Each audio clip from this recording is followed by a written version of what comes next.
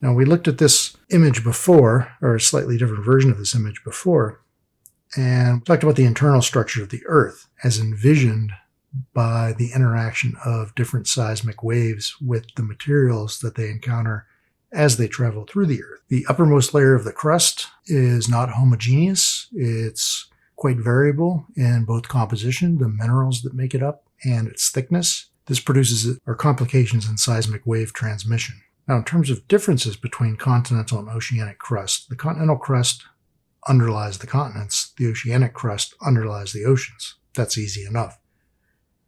This material differs, though. Continental crust is thicker, as we saw above, and it's also less dense. It's composed of minerals that are less dense than the very mafic minerals, the ferromagnesian minerals that make up darker rocks that are common in ocean basins. The ocean crustal rock is denser than most continental crustal rock. And this has important implications when these two types of rocks collide. The denser material will tend to go underneath the lighter material. So when we look at continental crust, we're looking at igneous rocks.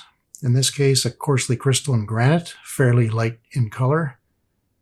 Lots of feldspars, lots of quartz, a little bit of biotite and hornblende to give us this these darker blubs. Sedimentary rock is weathered, igneous metamorphic and sedimentary rock. It's the leftover stuff, and it tends to be lower in density as well. It tends to be more quartz rich.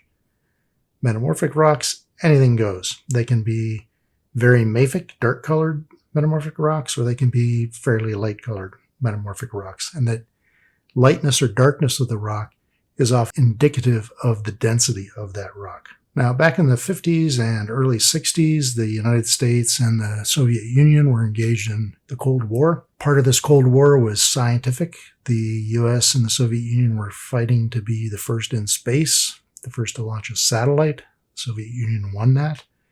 First to put a person in space. Soviet Union won that after sending a dog into space. So the U.S. was a little bit behind in the space race. They caught up and got onto the moon first. But whereas that was looking up, both countries were also looking down. Who's going to get to the mantle first? The U.S. started a program called Project Moho. And as with everything else in the 60s, it got all jammed up with politics, and ultimately the Vietnam War and everything else came into play, and it got shut down in 1967, along with lots of other things in the U.S. Simultaneously, in the Soviet Union, they were drilling towards the mantle. They got down to over 12,000 meters depth. It took 15 years to get to that point. And then it was abandoned in 1989. Not coincidentally, the same time the Soviet Union was breaking up and pulling out of Afghanistan and all the other stuff. So politics really does play a significant role in science, whether it's in space or on the ground, or in this case, below the ground. Now, future objectives include getting back into the mantle. And one of the more interesting ideas is related to the use of a self-descending tungsten capsule heated by radiogenic heat that will explore the Earth's interior near the Moho discontinuity and down into the upper mantle. This is called the, sorry I'm mispronouncing this, the Chikuhakan Project. Somebody help me with that pronunciation. Where they're going to use a radioactive tungsten missile, essentially, that's going to melt its way through the mantle like a hot knife through butter. Now, we are interested in the behavior of the core. The behavior of the core relative to the mantle is what gives us the Earth's magnetic field. The best example we have for what's in the mantle and lower crust comes from meteorites. Meteorites are constantly hitting the Earth, constantly hitting everything, basically, in the solar system. If we can get a hold of these, we can look inside the planet that created the meteorite in the first place. Sometimes we get core, it's nickel iron in composition. Sometimes we get some mantle meteorites that are stony. And then the rarest ones are the carbonaceous, the meteorites that are made of a significant amount of carbon. So We have a pretty good idea what the crust is like because we're living on the crust and we've been digging into it for a long time. We have a pretty good idea what the mantle is like based on little bits of evidence that pop up occasionally and what we know about gravity and density and the behavior of seismic waves in those layers. But the core itself remains pretty much of a mystery, other than we're pretty sure it's mostly iron with a little bit of nickel. Now, this is important for plate tectonics in that the Earth generates a magnetic field. This magnetic field is ultimately going to be recorded by rocks as they pass the Curie point in their cooling history. Using this cooling and the locking in of the Curie point, we can determine when rocks were formed. So we can determine the age of bands of rock here using radiogenic techniques, and then using magnetic techniques quickly determine the age of surrounding rocks, whether they're the same or different. So here we have a global view of gravity anomalies. These anomalies showed very distinctly, very clearly, the plate boundaries. So here we have the Mid-Atlantic Ridge. Here we have the Scotia Trench. Let's see what else we have. The Puerto Rican Trench here. We have the Marianas Trench here, and so on and so forth. So these things show up very clearly. The Hawaiian hotspot here. They all show up very clearly as gravity anomalies because different types of rocks are emplaced in these different zones. Now, much of what we know about the mid-ocean ridges was learned initially during World War II. The Navy was using submarines to map the seafloor. This is in part for the war effort. In fact, in large part due to the war effort. But scientists ultimately get a hold of this information long after the war ends, in this case, such that by the early 1960s, scientists proposed that these linear volcanic chains that were observed by the U.S. Navy in World War II represent new seafloor that's being extruded like toothpaste coming out of a tube along the ocean ridges. This process was named seafloor spreading. One of the key lines of evidence for the seafloor spreading is related to the changing polarity of the rocks as you move away from the spreading center. That is to say, when rocks cool below 570 degrees centigrade, the Curie point for these rocks, they're going to lock in the magnetic signature at that time. So here we have a series of normal magnetic periods, normal meaning like today, versus reversals, when the north magnetic pole was in the south and the south magnetic pole was in the north.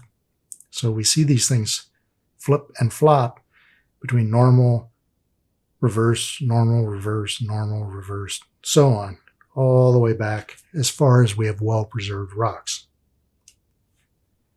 What we can do, if we run that out like a tape player, is we see the production of new crust here. The mantle upwells beneath the spreading center. When that magma reaches the sea floor, or in the case of Iceland, reaches the Earth's surface and is blasted into the atmosphere, it's going to cool and move away from the spreading center. So it's going to cool and move this way. It's going to cool and move this way. And this is where we see magnetic anomalies, seafloor areas with high and low magnetic values, or positive and negative magnetic values. We can map this out in terms of age. This looks much better in color. There's a really nice color map on the second floor of geology. When we're allowed back in the building, we can all take a look at that. Although pretty sure you can Google it and find it online as well. Okay, so let's move back into time. Let's start with the Cambrian. 540 million years ago, this is our image of what the continents look like. We know very little about what's going on in the periphery here. By 400 million years ago, in the early Devonian, we can see continents becoming a bit more familiar looking. At least large pieces of today's continents are present by 400 million years ago. Now, one of the things to be concerned with if you're trying to reconstruct paleogeography is that latitude is pretty easy to determine. How far north or how far south are we? That's easy. That's related to the Earth's magnetic field. and we can tell where we are by the tilt of the magnetic field in those rocks. If you travel around the world this way, or this way, however, there's no change in the magnetic field, no predictable change in the magnetic field. That means longitude is not easy to figure out. In fact, it's very, very difficult to figure out in the past. Now, moving further ahead, we're out of the Permian, we're breaking up Pangaea, and we're getting towards the modern world, at least the world we recognize. 65 million years ago, we see India out here in what's going to become the Indian Ocean, moving very rapidly towards southern Asia here. And it's going to collide about 65 million years ago. So this isn't quite accurate. I'd put India much closer to Asia proper at this time. So we have a couple things happening at the same time here. We have India smashing into Asia, becoming part of Asia. We have the asteroid impact, which hits what's going to become Mexico right about here. And we have huge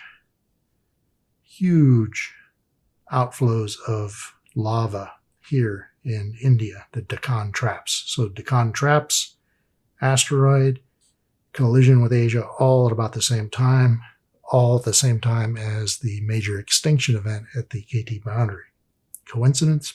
Maybe not. When we look at the entire Earth as a series of plates defined by the mid-ocean ridge data, the magnetic reversal data, and lithologic data, we begin to see a very different kind of map. A map with some things familiar on display and other things that we don't see except for hard to get at scientific data.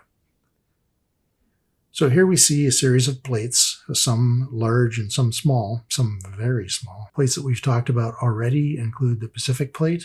This is getting smaller all the time because it's being consumed by North America. It's being consumed by the Indian-Australian Plate, the Philippine Plate, and the Eurasian Plate.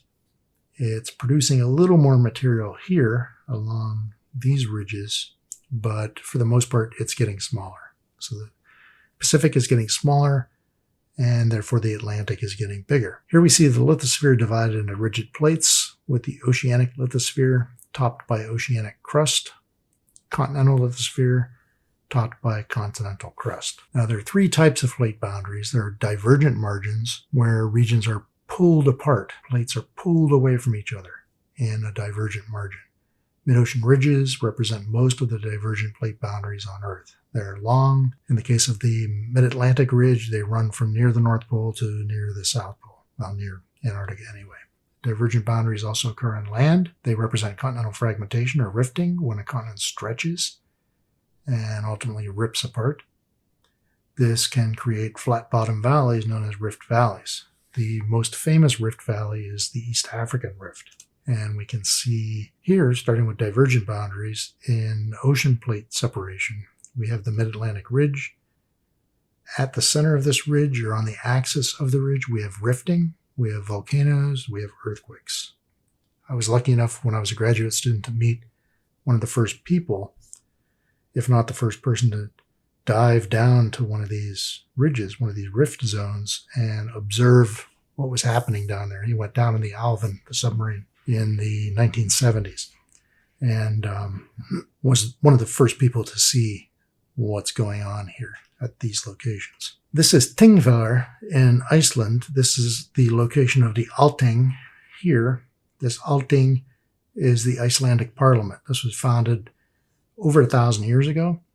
It's located right here in southwestern Iceland, right by the Atlantic Ridge, the rift of the Mid-Atlantic Ridge, which you can see here. So here's a waterfall pouring into the rift, and this is just a shot of me at the rift location where you can put your hand on the European plate and the North American plate, if your hands are as far apart as my hands anyway. Now, in other rift valleys, larger, maybe better known example of a rift valley, the East African Rift Valley, we can see the plates, the continental plates of Africa pulling apart. Now, this rift valley is important for more than just tectonic reasons. It's also where we as a species, or humans as a group of species, evolved over the last 4 million years or so. So we're going to zoom in now on this portion of East Africa, and we're going to look at the pulling apart of the Somali subplate from the African plate. Again, we're going to see rift valleys, volcanoes, and earthquakes here. The rift valleys are for the most part filled with water. Some of the deepest lakes in the world, Malawi, Tanganyika, are found in this rift valley, and they're essentially deep spots that are water-filled rifts. There are volcanoes here, Kilimanjaro we're all familiar with. Earthquakes, we don't think much about them, but they're a regular occurrence in this area. Here are some examples. This is the East African Rift. Again, this is where humans evolved, so we can consider it our ancestral homeland. Everybody, every human, ultimately comes from here. Then number 2, we have convergent margins. These are regions where 2 lithospheric plates are forced together. Deep sea trenches represent long, narrow, deep basins that are especially common along the margins of the Pacific Ocean. The discovery of these trenches demonstrated that seafloor is being consumed at deep sea trenches, and trenches are consuming this material as fast as it's being produced at the mid-ocean ridges. The sinking of an oceanic plate at a convergent margin is called subduction. The entire region that's being consumed or subsumed is called a subduction zone. And the real estate, the subducting plate that is sliding away into oblivion, is called a slab. Here we see a cartoon of this scenario. We have a trench here, the center of the image. On this side, the left side of the image, we have an approaching piece of oceanic crust that's going to run into continental crust. The oceanic crust, being denser and thinner, is going to be forced underneath the thicker, more buoyant continental crust. The net result is this plate is descending and sliding, trying to slide beneath the continental crust. It's going to get hung up occasionally. And when it gets hung up, it's going to build stress and then eventually rupture. And that rupture is going to be an earthquake. In this case, if it's South America, the Chilean earthquake in 1960 is the largest recorded earthquake in human history. So the result of these types of boundaries include volcanic mountain chains, the Andes being the example from South America, folded mountains, the really contorted types of mountains we see in the Andes, and deep earthquakes. These deep earthquakes that aren't too deep tend to be the strongest earthquakes that we experience. So here we have a cartoon that specifies this scenario of South America. We have the Peru-Chile Trench here, again, oceanic plate here, the Nazca plate sliding beneath the South American plate, which is continental crust. And just some scenic shots of the Andes. The Andes located right here under these clouds, and then right along the coast here, all the way up to Colombia, Panama, Costa Rica, Nicaragua, so on. The result is, because the wind is blowing predominantly in this direction, in this hemisphere, we have a very wet Amazon basin here, pop up to an average of about 4,000 meters, essentially the same as the highest point in Canada. And they can range up to around 23,000 foot, which is almost 7,000 meters in height. They block any moisture from reaching the other side of the continent. It all gets squeegeed out here along the east slope of the Andes and drains back into the basin. Down here, we have the wind change direction. It's now coming off the Pacific, and it's striking the Andes here, flowing back towards the Pacific. So we have very dry conditions, or relatively dry conditions here to the east, and up here to the west, again, depending on the predominant wind directions at both latitudes. Now we have convergent boundaries of 2 ocean plates. We get a slightly different outcome. Here are the Mariana Islands. One of the more famous ones that you're probably familiar with is Guam. It's a big U.S. territory or possession, whatever you want to call it. Way down to the south here, up to the north, the Mariana Islands are located just to the west of the Marianas Trench. This is the deepest point in the world's ocean, the Marianas Trench. The deepest specific point in the Marianas Trench is known as the Challenger Deep, the deepest point at the world's surface, that is, which is well below sea level. So we have the Pacific Plate sliding under the Philippine Plate here, generating the deepest trench in the world. Associated with this deep trench, we have a volcanic island arc, the Mariana Islands, and deep-seated earthquakes, very powerful earthquakes. There are not many people living here, so not such a danger to them. But the tsunamis that are generated by these large earthquakes spread out in all directions around the Pacific Basin. So anybody around the Pacific could be in danger from one of these large, deep earthquakes. Mariana Islands are located out here. They're the North and South Mariana Islands. Guam is located right around here. And the trench itself is located to the east of the volcanoes. So right about here. Palau is one of the places in the world where temperature doesn't change very much. In fact, this whole area, the temperature only changes by about 0.5 degree between winter and summer. So what does it look like from the air? Here we have the Mariana Islands. Again, shallow volcanic islands. In this case, they're surrounded by coral reefs and carbonate-producing algae, giving the shallow water this blue color that attracts wealthy tourists from around the world. These trenches are the deepest parts of the oceans around the world, whether this is the Mariana Trench, or we talk about the Puerto Rico Trench, or the Scotia Trench. These are all very deep arcuate trenches. Again, Guam, a U.S. territory located here. This was famous a couple of years ago. A U.S. congressman was worried that if we put too many people on Guam, it could tip over.